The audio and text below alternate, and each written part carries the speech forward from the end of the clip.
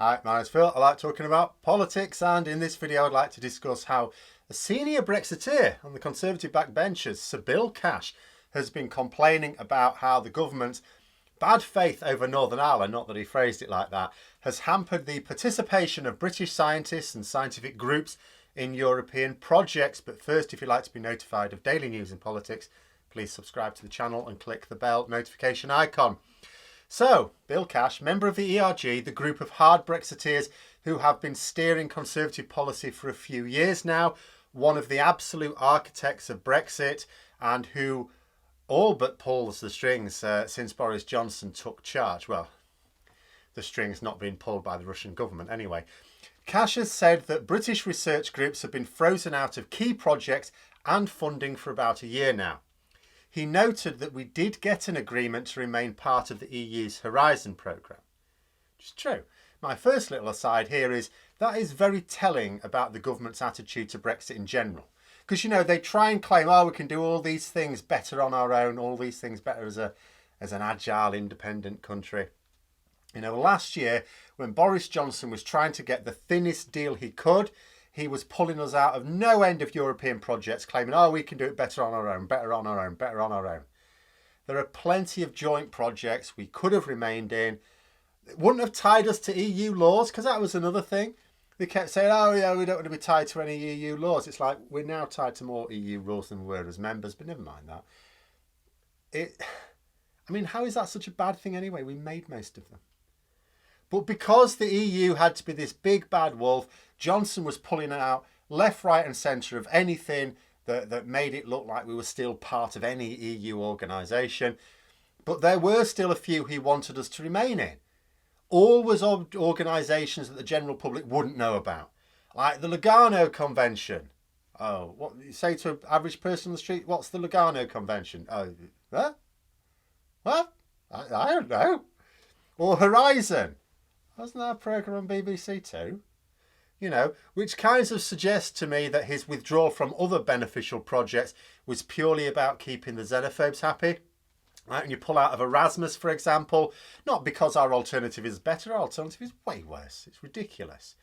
You know, Erasmus was a joint project that first of all helps poor people, so he wasn't interested in supporting that, but also people know about it.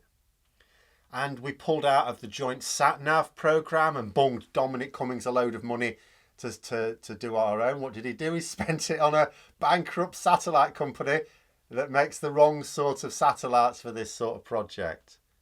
Because they said, oh yeah, we can totally make these other types of satellites. You went bankrupt making the satellites you're good at.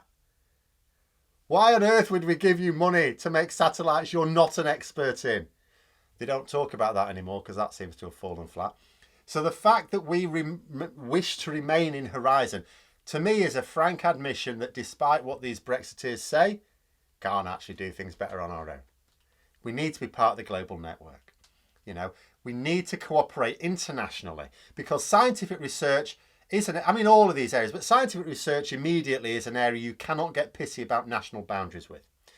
If our universities are not collaborating with research groups in other countries, our best scientists will leave the country and be where they can work with us because they can't work in a bubble. Name me a recent scientific development that was produced in North Korea. Got to be part of the world. So Bill Cash has been quite frank here in saying that for every day we are frozen out of projects, opportunities are being missed. He's also right to point out that it is hitting our economy.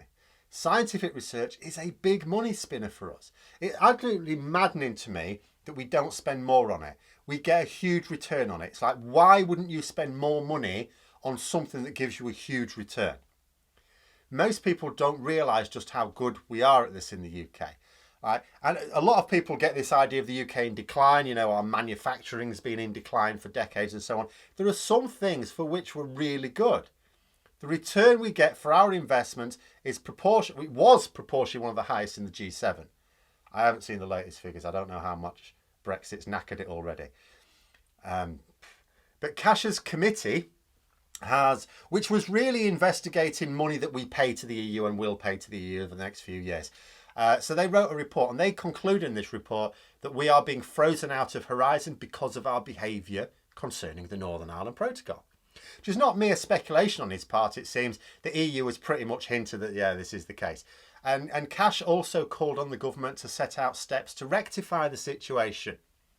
Now, granted, he wasn't saying that the government should honour its commitment to the Northern Ireland Protocol so we can get our scientists working again.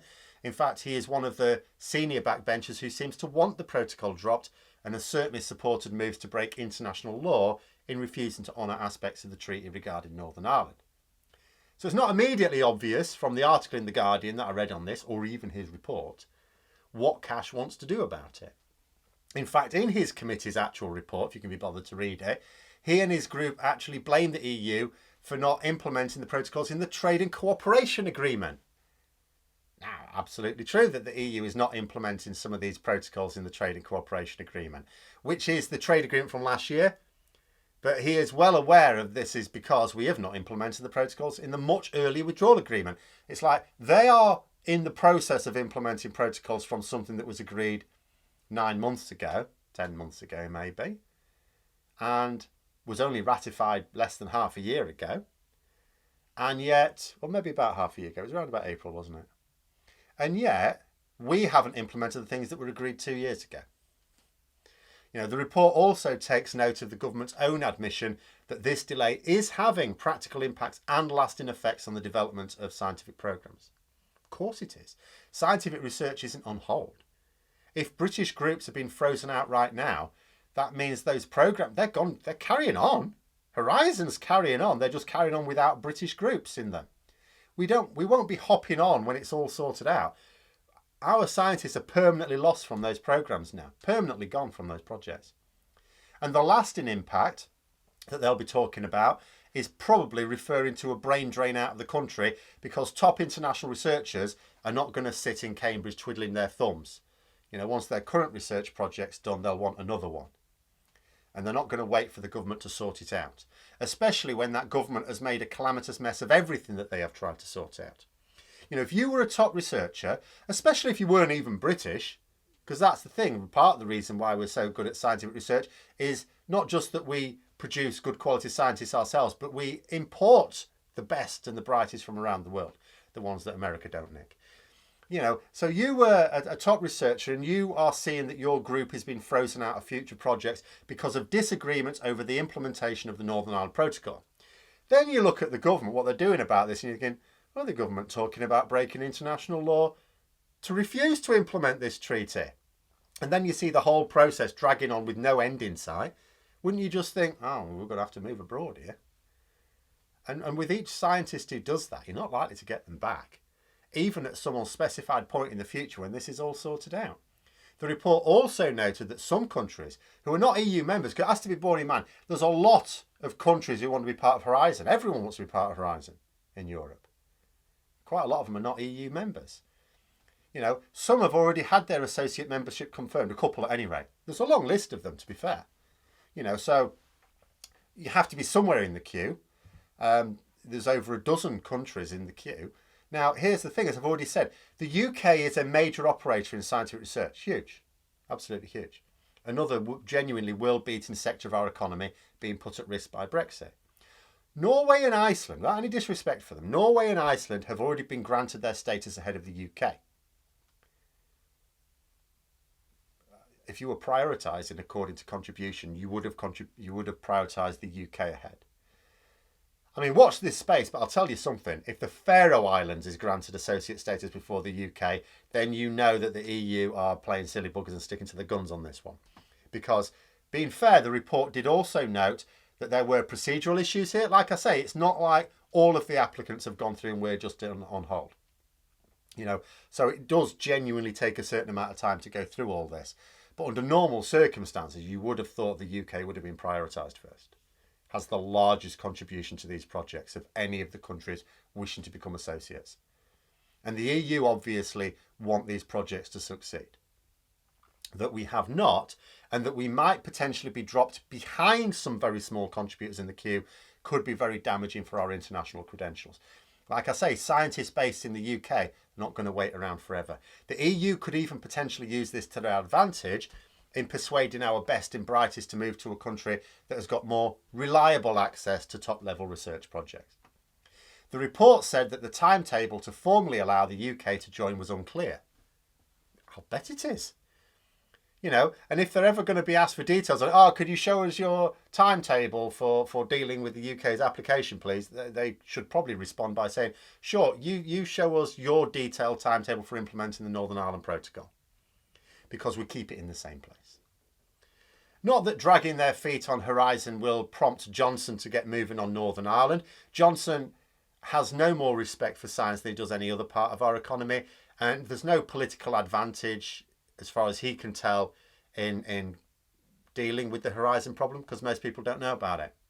Like with a normal Prime Minister, you would just say, okay, the public may not realise this, but this is causing harm to our GDP. But he doesn't care about that. Like, we've already seen the damage that Brexit has done to our economy, both directly and indirectly. No government that was prioritising the economy or our productivity or jobs or anything related to it would have initiated such a hard Brexit, especially when there wasn't a democratic mandate for it. And think about what this means on a practical level. So our society, unfortunately, is one where the average person can name more talentless reality TV stars than top scientists. You know, it's like, name a top scientist. Oh, I don't know, someone off the telly. Brian Cox? Yeah, well done.